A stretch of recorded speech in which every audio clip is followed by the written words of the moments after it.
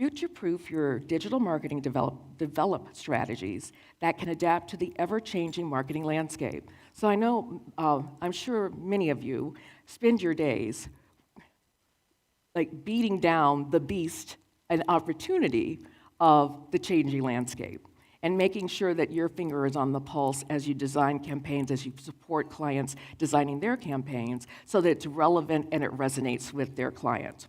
So please help me join Maya Anglin, VP Product Manager, JP Morgan Chase, and moderator, Nidhi Daga, Senior Vice President, Growth for Digital Commercial Real Estate at JP Morgan Chase, to talk about the digital marketing developing steps that can really take your program or your client's program to the next realm. So thank you for leading us off. Hi. Yes, I'll take that. Okay, perfect. Thank you. And welcome. Do you want us to wait, or should we start now? I'd say let's go. Let's go, and then I love this. I love the starting early. Okay. Wonderful. How's everyone doing? Can everyone hear me okay? Okay, perfect. Perfect. Well, good morning, everybody. We'll keep it fairly interactive, so let's just get started. And excited to be here. I was here last year and had some really good networking opportunities, learned about some cool products in the industry, so I would definitely encourage you guys to check out the booths as well. I know there are some products that I found useful as we were building our digital business at JP Morgan. I just noticed my title has been updated. Now I'm leading the marketing strategy for commercial bank digital business. So we started last year on the commercial real estate side, which was a subline, and now we are trying to take and digitize our overall commercial banking business, and excited to be leading the marketing strategy there. So that's a little bit about me. Maya, why don't you tell us a little bit about yourself? Yeah, so hi, I'm Maya Anglin. I started my career at Chase 10 years ago, fresh out of undergraduate. I went to Morgan State University, studied industrial and systems engineering, and started a career in software development for JP Morgan Chase. So I spent the first 4 years or so building the servicing technology that we use in our call center. So if you were to call your 1-800 number behind any of your Chase cards, whether it be a debit card or a credit card, me and my team built and maintained the applications used by the call center specialists. After doing that for about 3 years, I recognized quickly that I was more interested in being a part of the thought leadership discussions as it relates to what we were building next, why we were building it next, how do we ensure that our customers, which in this case was internal, right, our specialists, have a voice with how we build our technology and our software. So after talking to my product owner on my Scrum team, she was like, have you ever thought of product management? Maybe you should, move over. So it was a very natural and organic move. So I went on to work on the service product team for our consumer bank. Did a lot of product ownership for a lot of the software that I used to build. And then COVID came, I should say. And I had my first child, and a lot was changing, and I got bored. And a lot of the things that I owned from a product ownership perspective, is it me or do we hear a ringing? Okay. A lot of things that I had on my backlog, unfortunately had to sit and wait because a lot of our developers were going to various work-from-home spaces during the post-COVID era.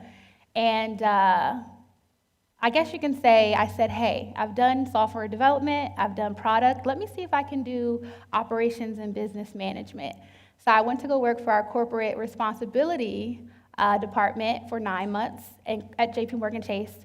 Did not enjoy it. I recognized quickly that I needed to be in a revenue-generating space so that the ideas that I actually had could actually be built, and we can have the budget to bring them to life. So thankfully, an opportunity came for me to take an external job. So I went to go work for the Apple Card, and I ran their cards management domain. Yes, I did say the Apple Card. I did spend 2 years at Goldman Sachs running that business. It was very interesting, to say the least. Learned a lot rather quickly. One of the things mainly I recognize is that I prefer non-startup environments because the controls and a lot of the things that I was used to, I would say at Chase, I missed the fact that although, yes, when you work in a highly regulated space, you have to be mindful of what we're going to be audited on. And although we want to go to market very quickly, although we want to give our customers what they're asking for, you cannot do that and forget about regulatory needs. So for me, again, I only been at two places, but comparing the two, for me, I recognize working for a business that understood that while also being customer-centric and focusing on customer needs was best for me. So I came back, and that's why I'm here today. And I now am a product owner for the Card Customer Satisfaction Journey product group, where we look across all of our consumer cards and figure out how do we continue to ensure that our customers, no matter what credit cards they have in their wallet, they prefer to use their Chase credit card. So taking up from a lot of the experiences that I had, both internal and external, in building out a digital model to ensure that we keep our customers satisfied. That's awesome, and we are very happy to have you at Yes. JP Morgan Chase back again from Goldman Sachs. Just curious how, from the audience, I'm assuming most of you are in financial services or highly regulated industries. Anyone who is not? Okay. How many of you are focused more on traditional banking services versus more of the fintechs? So maybe folks can raise their hands if they are focused more on traditional banking or industrial insurance financial services. Okay. So we have a mix. I'm assuming the rest of the folks are more on the SaaS, fintech type of solutions. Okay, cool. Yeah, that's good to know. Because as a lot of banks are evolving, including JP Morgan Chase, we've been thinking about how do you offer those digital experiences and products, and that is one of our focus areas today. Interestingly, I come from product background and I shift to marketing. I'm passionate about go-to-market motion now and creating seamless experiences for clients. I think you have the same background. Yep. So with that in mind, why don't we jump into sort of how we think about marketing landscape needs to evolve for all the marketers to be successful in coming years. Yeah. With that, I know you're passionate about this framework. Yes. We both are. Why don't you start and then I'll add. Yeah, for sure. So, obviously, I guess let's start with customer needs, right? I think all of us in here, no matter what role you have, it's very important to understand the customer and be customer-centric. There's no point of building a financial product if no one wants it, right? So understanding what they need, I think is very important. I think there's various ways to get that understanding, whether you think of data that we already have on our customer base, whether you think of, just feedback loops, so complaints, any level of feedback we get directly from the customer. And then I think as we talk about the theme of adapting to the ever-changing marketing landscape, you have to be also predictive in what customers may want later. I think, obviously, we have a lot of technology at our fingertips today to do that. A lot of companies do it very well, and I think other companies, right, we could learn, right, from them and how we do that. So I think, again, understanding the customer needs and finding ways to build out personas and test them from a marketing standpoint to ensure that we're building something that not only today's customer wants, but maybe that customer who's going to go on different journeys, right? For instance, myself, I think of 6 years ago, I was a single woman, right? And then I became married. I started thinking differently about how I used my credit card or my debit card and just my financial landscape in general. Then eventually, me and my husband bought a house, and then we had 2 kids, right? So now, again, thinking about planning for the future and for their success, the way I attack my, just financial realm has changed. And I enjoy and love and can trust the banks that I use when they have been able to follow me along those various journeys and be able to market products to me that I didn't even know I needed, right? So thinking about that from a futuristic standpoint as we plan for customers' needs as they evolve, I think is very important. Obviously, you can't have customers' needs and expect to build out a successful journey without understanding the business intent. I will say after working for 2 years over at Goldman, I do think that this became even more important because it's one thing to do a very good job building and marketing products that meet customers' needs, but it's another thing to do that while not losing sight of the business intent, right? What are our OKRs? Everyone should understand them, no matter if your role is digital marketing or if it's product management. We have to collectively, really understand what we're looking to go towards. And then finally, how are we going to measure that? I think oftentimes it's very good to get behind an idea that's exciting and get it out the door, but even with our marketing, right, how do we ensure that these marketing campaigns and the different things that we're implementing are successful? We have to understand those things from the beginning. So business intent is very important. And then finally, as I kind of alluded to earlier, technology capabilities.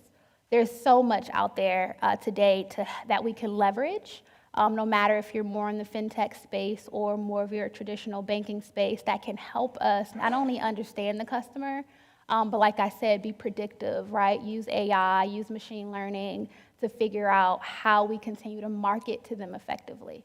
And then once you put all that together in a funnel, you get the idea of building out a user-centric journey, where now as the product managers and as the digital marketers, we work together to ensure that we do this effectively. Totally, and I think that's the theme that we really want to focus on, especially as the products are evolving to be more digital. Yes. First, the lines between product and marketing are blurring. Your product is marketing itself. Your product becomes that key channel as you think about marketing. And that's one of the key things we want all of us to think about. And that's where we wanted to start with customer needs. Let's think about how can we design those customer-centric marketing experiences that can be delivered through all the channels, any channel, omnichannel marketing product. So that's sort of where we decided to go with this framework. As Maya said, I think listening posts are super important as you are thinking about what is the voice of client. Are we building the right thing? I've been a founder. I've done 3 startups. 2 of them were okay. One we burned and crashed in like 1.5 years. And I'm like, holy shit, this is happening to me. Like I thought I knew how to build products and I know how to take them to market. But that's when you realize you're building a Me Too product. You're not really focused on client needs. That was a tough lesson. I learned the hard way, but I'm glad I did because I see that all the time where you have a hammer and you're looking to strike a nail and you're eagerly and anxiously trying to find that nail. Yes. So I think it's super important to go back to that customer needs and designing your product experience accordingly. I'm curious, one thing that I know we have struggled and we are trying to change that culture and evolve is how do we align our marketing OKRs and our goals to the business intent and then measure them, as you said, because that ROI is super critical. So by show of hand, I'm curious how many of you feel that your marketing goals are very aligned with the business goals? Okay. Actually, quite a few. Good. That's a good thing. What has worked? I'm sure it has been a journey for you all as well, but I'm curious if anyone is willing to share like what worked on getting that right alignment. Come on, you guys. Someone. Someone. We have someone. Not all of you at the same time. Yeah. Is there a mic? I think they said there's a mic, right? I know we're kind of going a different route. We're not doing Q&A at the end, but hopefully you guys can help us get them. Okay, perfect. So what's worked for us, and this has really been a shift over the last 4 or 5 years. My boss came to, I work for a bank, digital bank, and the thing that has really helped us is that we set our marketing KPIs based on the goals of the bank.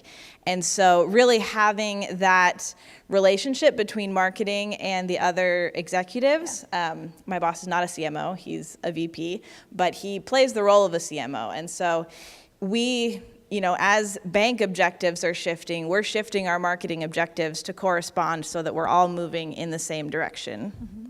Yeah. Excellent, yeah.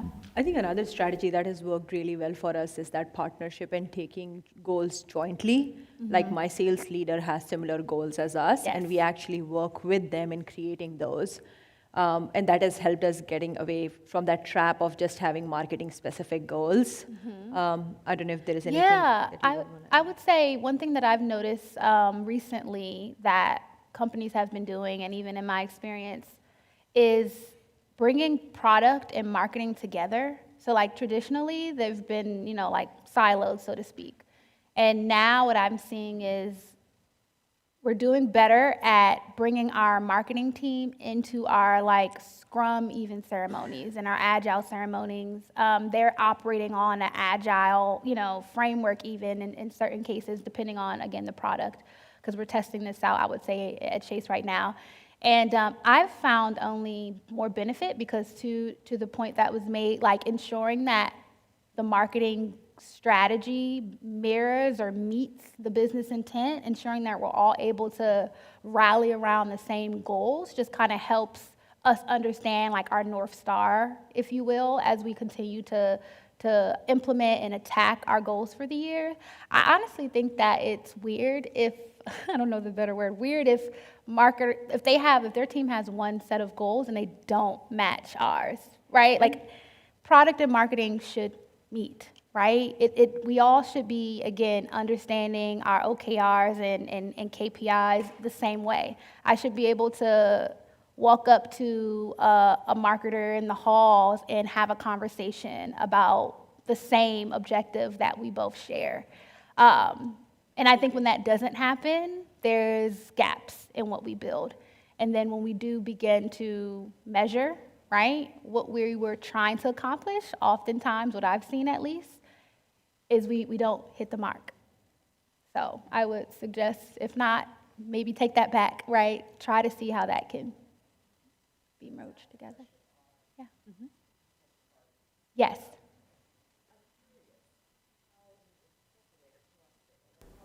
Yeah.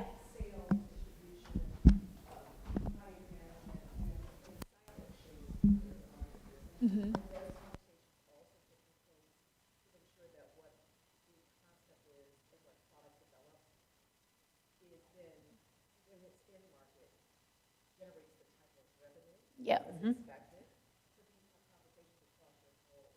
Yes, well, I would say there's folks who are above my pay grade who do that that conversation, but absolutely, and what they normally do is when we have these monthly, or we call them like monthly touch bases with the leads, they share the results of those discussions with the rest of us. Even though we weren't in the room, we do get the notes and the reports that were shared. We actually help create, right, the reports that go up in these conversations. So absolutely, yes. And I think that's communication is key there, right? That everyone should be aware, right, of how we're doing, what we did well, what we did not so good, right? Being okay to share the fact that, hey guys, we didn't do a good job at this. What can we learn from it? Being retrospective in that way, I think, is very vital. And thankfully, I feel like I work for a team that does that very well in our consumer space. I'm sure you can probably say the same in the commercial banking space. And we also started, so our product marketing, along with our customer success team, we started a forum called Voice of Customers or Voice of Client. And we have those monthly calls just to bring that voice back, keep that in perspective. And that feedback can be anywhere from like a support experience to an in-product experience, or even when someone is on our website. Yes. So we are starting to track that end-to-end experience. And so that's one thing I would mention, that Voice of Client Forum has worked really well for us. And we always start with the KPIs and the OKRs that we all are aligned to. What was our goal? How are we tracking against it? What's working, what's not working? And how are customers giving us that feedback loop? And we have created several listening points. NPS, of course, is a more traditional one, but we also have other listening posts like, hey, even in the product, right, you can have thumbs up, thumbs down. If they came to a self-serve or a knowledge center article to get some help, was it useful? Yes. Thumbs up, thumbs down. So I think you're collecting that feedback throughout the journey. The other thing I would say that has been quite a bit of journey for us, not just at JP Morgan, even in my previous organizations, is OKRs and setting goals that are measurable. Yes. Right? Like, I think no one wants to ever sign up that, hey, we will commit to this thing. So I think it definitely is a lot of back and forth, and we have started creating scenarios where we can be bearish or bullish scenario, but let's have a range at least if you're not committing to something, and that we are tracking it. And last but not the least is the trackability. It has been a journey for us to even measure all this. Like, I am curious to hear in this room, how many of you feel like you have a good handle on your attribution model, on where your leads are coming and what channels are successful? I can tell you, like, we have work to do on that front. But anyone here where they feel like they have the multi-touch attribution down? All right, so we all definitely have some work there. I think the last attribution, we are getting there, but multi-attribution is, multi-touch is still. Yeah. And what came to mind as you were explaining that is like the importance of like just data, and like how well, to your point, we source that, get that, how well are we ensuring our data actually can tell a valuable story? Because I don't know for those in the room, but in different groups and spaces within consumer banking that I've worked in, we often always have the data somewhere, but when we're trying to use it to like problem solve, it takes longer to just tell the story with all this. Like, what's the point of having all this data if we can't, you know what I mean, just tell a clear picture? So the more that we can think about that as we are looking to track and measure our success, organizing our data in a way and refining and actually, you know, putting that into our roadmap, right? If we have gaps and we need to build something to make that better, prioritize that, because that's going to help us in the end game, for sure. No, for sure. With that, actually, why don't we jump into some real-life examples that we all see and face? And the first one that comes to our mind is Amazon. And we'll start with the audience here. Curious to, how many of you use Amazon? Pretty much everyone here. Great. That's the power of the brand and the e-com. Curious, as you think of Amazon, what kind of marketing experiences do you see Amazon delivering within app, outside app? Just call it out. How do you think, what kind of technologies they are using, personalization, like what is Amazon doing really well in terms of marketing? Reminders when you might need to buy something.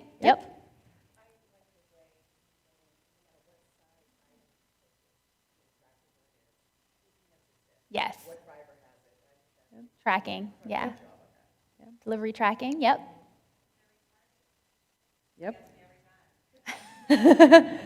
So true. Have you seen those like on Facebook, Instagram? Yes. Like if I'm not in Amazon app for a few days, they'll show me the clothes that I really don't want. Or what you left in your cart that you should go back and purchase. They do a great job with retargeting. Yes. What else? Yes. Yes. Totally. Absolutely. And that's what I know we were hoping to kind of touch on. Like even with this is actually from my email. So Amazon does an excellent job that as they offer deals, right? They send me an email, send us emails that say, hey, out of the deals we're running this spring, here are items that are related to like your needs right now. So before I even know I need it, they're giving it to me, right? So I think of models like this and think about how can we leverage that even in our landscape, right? And in financial services. I think of so many ways, but we have in our fingertips, right, companies who are doing this every day that I think we should begin to look at for inspiration as it relates to our digital marketing practices at work. Totally. I know you as marketing leaders would appreciate this. I think marketing these days is not just confined to top of the funnel traditional marketing. It's through end-to-end Yes. journey, which is what Amazon exemplifies, Really good, right? yes. Every touch point, it's catered to you, it's personalized to your needs, and they are marketing throughout that journey. I think another thing that they have done a good job is the generative AI. So if you look through the reviews, like I would always go and read a few, Yeah. but now they have a nice summary on the top. Such a simple use case, but so powerful. Yes. And I think as marketers, I think we are all starting to think about how do we leverage some of the generative AI, and some of these use cases are great to think about. Yeah, yeah. With that, actually, I'm curious if any of you are using generative AI, and if yes, how are you using it?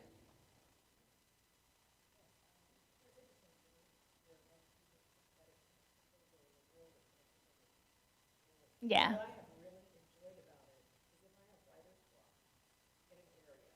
Mm. Yeah. Chat GPT. Yep. Yeah. Mhm. And it's like, sure, I'll be glad to. So they'll have a conversation, and I'm like, then the synapses start firing. So I think it's a great integration of the humanness and as well as the efficiency that it brings. And it's helped me in a number of ways. A summary or sharing some information for someone that I may not have a relationship with yet. Yep. And to be able to see what's important to that person, what is important to me, and have this portal and the brilliance behind it create a new document that I may not thought of. Yeah. So to make me even better Yeah. in the thought process. Totally. Making you efficient, making you smarter, making your life easier. And content. Content is a great use case, right? You're using it to generate content for yourself. And yeah. Anybody Any else? other examples? Thanks for sharing that. Yes. Here's That's a good hand one. over here.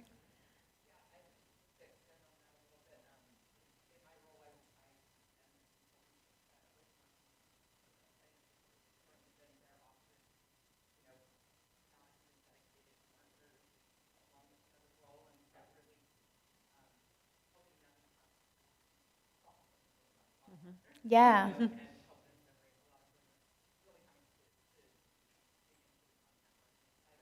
Yeah.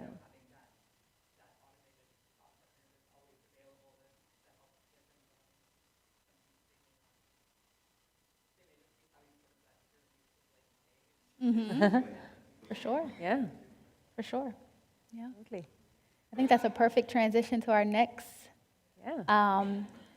company who I think does a fantastic job at using, well, I don't want to give it away. Does anyone in the room know, are you Pottery Barn customers, and are you like aware of how they generate content from their user base and use that in their digital marketing? No? Okay, I didn't want to give it up. I wanted to. So in my research, I recognize that one thing they do that I don't know how often, because I mean, obviously they're in the furniture business, but they allow their users to generate content for them. So they encourage their users, hey, when you buy an item from us, take a picture of it in your room or in the, wherever you decided to use it. You can use a hashtag, right? Then they have AI and machine learning running on the back of that to create a digital gallery that enables customers to come to their website and buy items based off of what room they're looking to fill. So for instance, let's say you are a mom and your senior in high school is gearing up for college and you need to now help them decorate their dorm.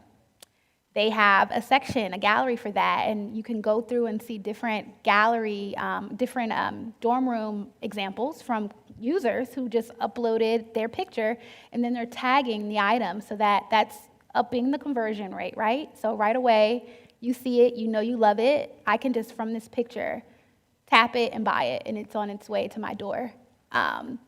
Different ways like that. I think user-generated content models is really big recently. I know even in like the financial services, we're thinking about that too. So I think this is another company that, again, outside of our industry, but that we could definitely learn from, because I think they've done this extremely well. And even when you think of the user-centric journey model, their ability to be able to follow their customers from that time they got married and needed to create a wedding registry, to the time that they bought their first home and now need to furnish their home, to the time that they now are having kids and are now needing to, furnish their nursery.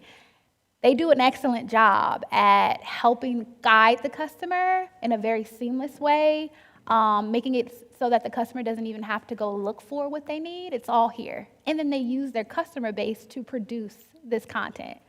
I don't know. For me, I think it's just brilliant. Like, it's brilliant. It is. It's definitely a low cost, more effective, Yes. and much more sort of human emotional aspect, highlighting that emotional marketing piece. I think extension of this is also influencer marketing. And I know Amazon actually took this page, and now they started their associate program where people kind of are influencers on their platform, sharing how they are using a product, and they actually get cash incentives or financial incentives on the back end to promote those. But influencers is definitely huge, and I know a lot of organizations, even in financial industry, highly regulated, we are starting to experiment with influencer marketing. Yep. I'm curious, by show of hand, which of your, are any of your organizations doing influencer marketing? A few. A few, yeah. What platforms are you guys starting with?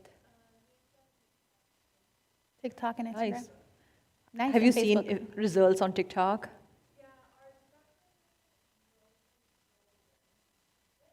Nice. For sure. Nice. Nice. Yeah. Yeah. No, that's awesome. When I think of them wanting to get rid of TikTok, I'm like, why? That's great. That's awesome. Yeah. And I saw one more hand. I'm curious. Was it another? Yeah. Oh. Oh, okay. And then there was another hand in the back. Yes. Yeah.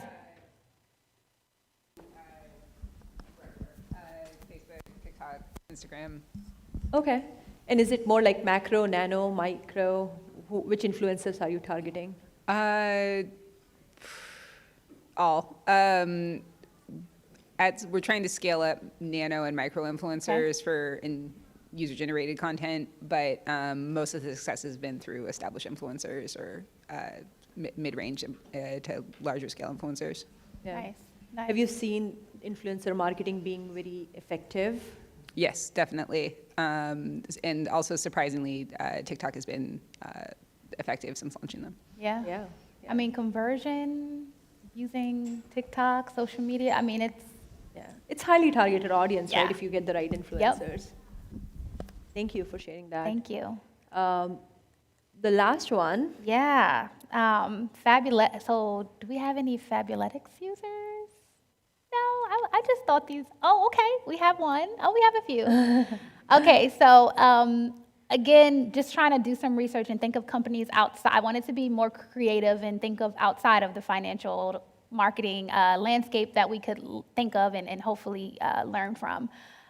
So Fabletics is one. So those of you who are users are probably aware of their VIP membership model, where as a VIP member, you obviously get a lot of different discounts and perks of that sort.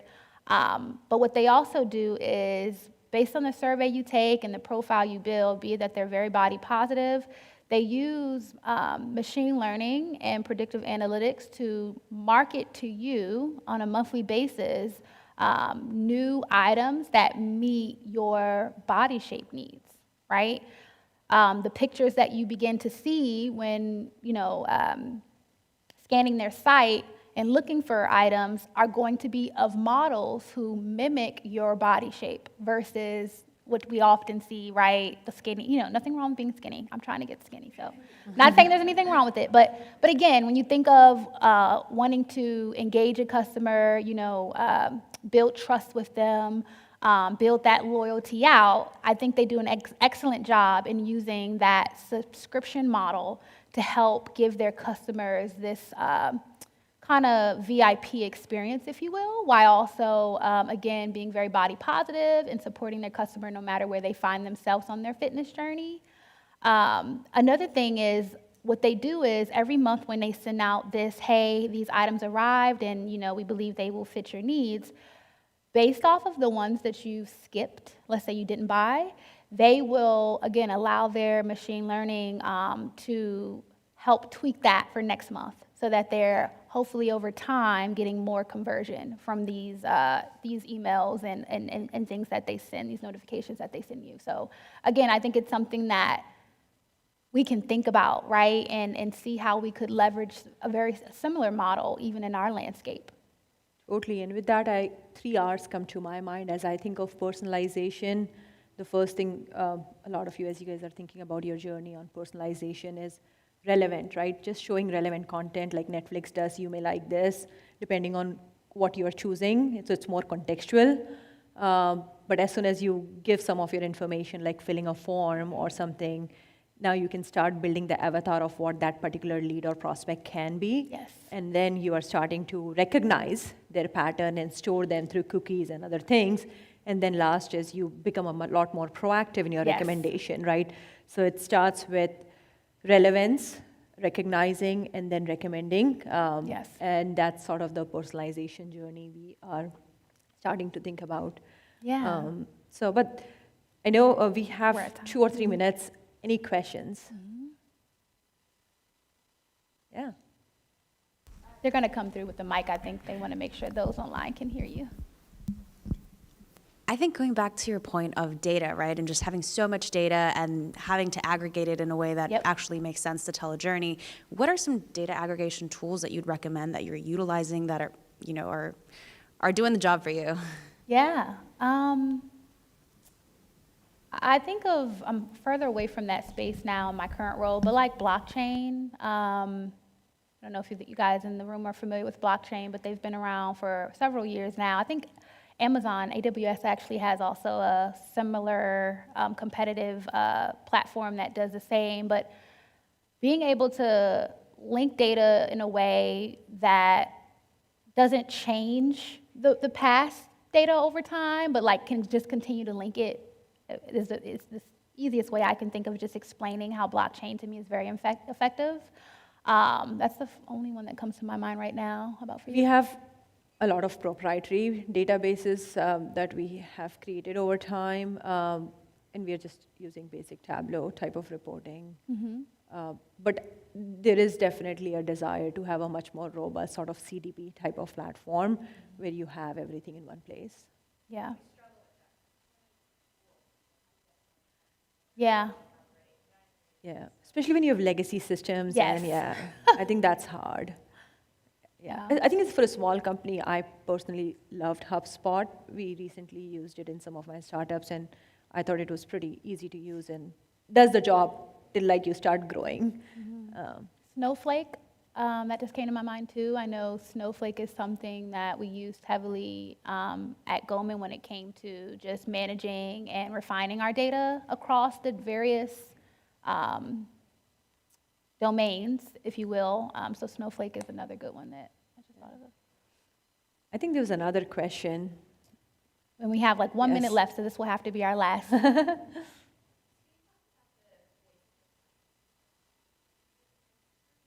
You guys, and you're very large, so I'm sure you have, but how have you integrated chat client or chat bot in order to capture that, and how do you bring that in? Yeah, no, that's a good question. If you have Chase products, we do have a chat system, so please look into it. But we obviously are working to build that out, to your point. And I think it goes back to when it comes to understanding customer needs, understanding in what format they prefer, right? So omnichannel is very important.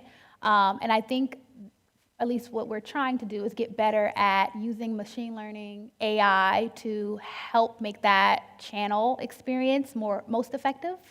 Most of the time, in a lot of the chats that you guys, I'm sure, have seen or used on your own, to a certain extent, they have to guide you to a person to talk to, right? Depending on how convoluted or complex your question is. But getting to a place where we don't have to force you to another channel. If you started in this channel, we would like to finish your problem in this channel. So using the different modeling to do that, machine learning to do that is I think, something we're all still working on to get there. And if you're just starting, I think basic like tagging of some of those things are helpful, and like looking at the data, that's kind of a good starting point, but Yeah. definitely more sophisticated would be Yeah, AI I would love to techniques. talk more about that. Yeah. All right. All right. Well, thank you, guys. Yeah.